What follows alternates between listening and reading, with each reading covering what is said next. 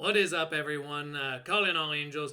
We are coming to you live from, well, live if you were watching it in person. But in terms of when you're seeing this, we are going over the league leaders in the NWSL as they come off a break here. It is now July. We are back to action. And so let's go through what some of the leaders are over in the in just in terms of statistics here. We'll start with the goals. We're gonna go with the top 5 here. I'm just going directly off of the site. I want to issue some thoughts here, just based on what you all know. I've been following this league now for about a third of the season. You know what names have been coming up frequently, so let's talk about them. So right now, in terms of goals, the star in the league right now is Barbara Banda, who across her 12 matches has managed to rack up 11 goals. She is a good 4 goals ahead of everyone else. She is almost certain to be gaining that golden boot this year, and really impressive effort from her. But it is becoming an over-reliance. I've made this point on a few different occasions here that I think Orlando is very over-reliant on her. At this moment, it has not completely bitten them in the butt yet. They are holding the 8th seed. But they've got literally 3 teams within a victory of her right now, in Denver, in Seattle, in Houston. And you've got Angel City only 4 points back. So a lot can go very wrong there. And the reason I brought up Angel City, besides the fact that this is the Angel City coverage, they are getting a direct head-to-head matchup with them basically out the gate. So, yeah, there will be an opportunity for that lead to be cut very quickly. So, just something that they need to be mindful of here. There's a tie for second in terms of goals. However, second is Temwa Chawinga.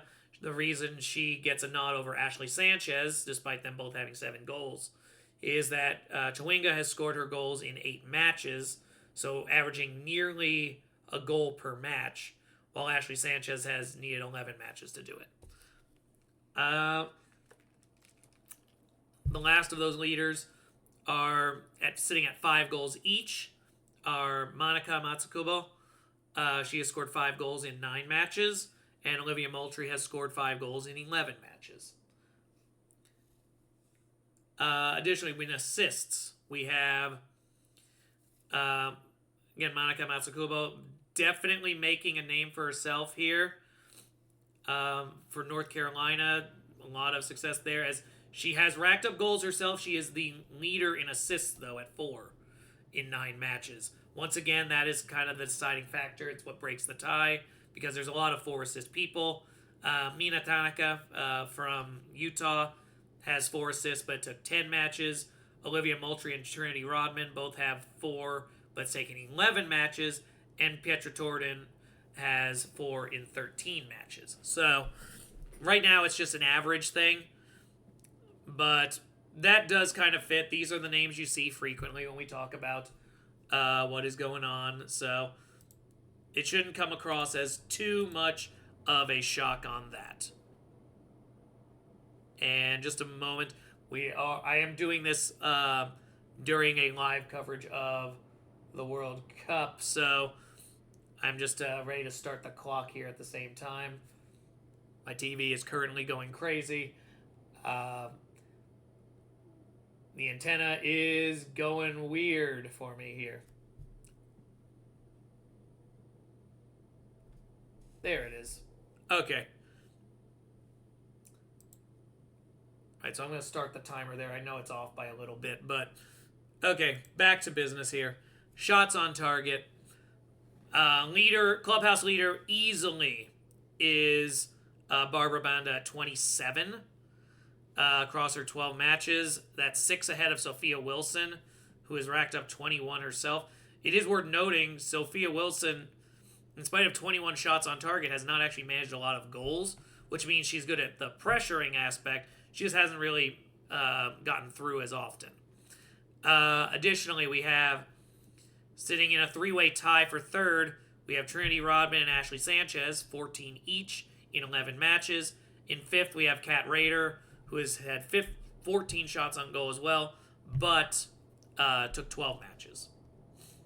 Shots in general, once again, domination by Barbara Banda. She has 48 shots, so she has nearly racked up 50 shots in this part of the season so far. She is averaging, that would be 4 shots a match. So she is on pace for roughly 120 shots if that keeps up. Sophia Wilson, second place, 36 shots in 13 matches. Monica Matsukubo, 31 in 9 matches. Trinity Rodman, 27 in 11 matches. And Asiata Traore for Boston, getting 24 shots in 12. In terms of saves, so now we're talking goalkeepers. We've got Jane Campbell from Houston, 41 saves. That's not surprising to me looking at how Houston has played. They are definitely reliant on excellent goalkeeping, keeping them around, which is why I feel like they're kind of hinging a little bit. And I don't actually see them as a run later in the season.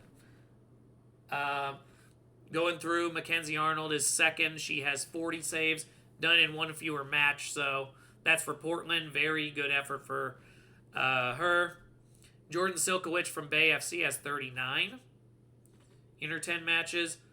Lorena de Silva Leite for Kansas City has 36 saves in 12 matches.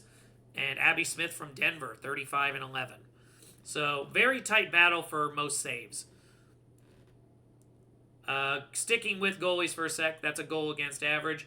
That would be Anne-Katrine Berger, sitting at 0.5 goals allowed in 10 matches. So, yes, that would mean she has given up 5 goals.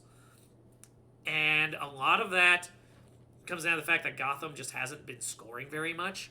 So, you have to have a goalkeeper that is going to shut down a lot of that for you to actually manage. Manny McGlynn, also very excellent effort from Utah in 7 matches as the keeper. She is allowing 0.66 goals against, so basically 2 goals every 3 matches. Katie Atkinson from Chicago has only given up 3/4 of a goal in 4 matches. So, again, to put that in perspective, that means she's given up 3 goals in her 4 matches. That's a fairly impressive achievement. We got Sandy McIver from Washington, 0.82 goals against in 11 matches. And Morgan Mesner, 1 goal allowed, an average of 1 goal allowed in 3 matches. So 3 goals in 3 games. That's about where we are right now. Really strong keepers. We'll see. Morgan Mesner might not count in the long run unless she gets a lot more time in. And with Mackenzie Arnold doing a lot of great work in saves, I doubt she's going to hold that forever. In terms of passes, total passes, we've got Kennedy Wesley of San Diego, 909.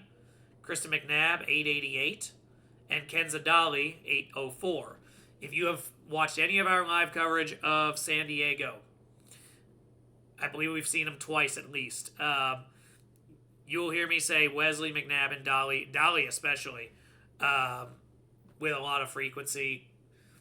So it's those 3 really controlling the structure of San Diego, and that is why they're as strong as they are, because they have such a good core that can control the ball and allow for so many swing passes and being able to switch the ball from one side to the other efficiently. Once you get out of San Diego, you got Phoebe McLaren, who has 721 passes, and Chicago's Sam Staub, 716. But that's a distant drop-off to those 3, who are basically just constant with each other. Very impressive work from San Diego. You can tell a lot about the story of their season, that they're taking the entire top 3 there. And then last up, we have yellow cards so far. San Diego, dubious honor here. Pearl Maroney has already racked up 6. She's the only one who's racked up 6. So that will probably eventually lead to her getting a yellow card suspension because she is rapidly approaching the number. But that'll be for one match. Then it can reset on her. So maybe she figures sooner the better. Then it's a tie. 4 different people with 4 yellow cards. Anna Tejada from Utah, Taylor Flint from Louisville, Claire Hutton from Bay FC, and Avery Patterson from Houston. So we do have people racking them up, but so far they're not in that danger zone just yet, though I would expect that is definitely a distinct possibility, something that we'll be paying attention to here in the future. In any case, that pretty much takes us through all the league leaders. We'll also be going through standings and stuff, as well as some match previews later on this week. So tune in for that. Look forward to seeing y'all back here as NWSL's back in action. And go Angels!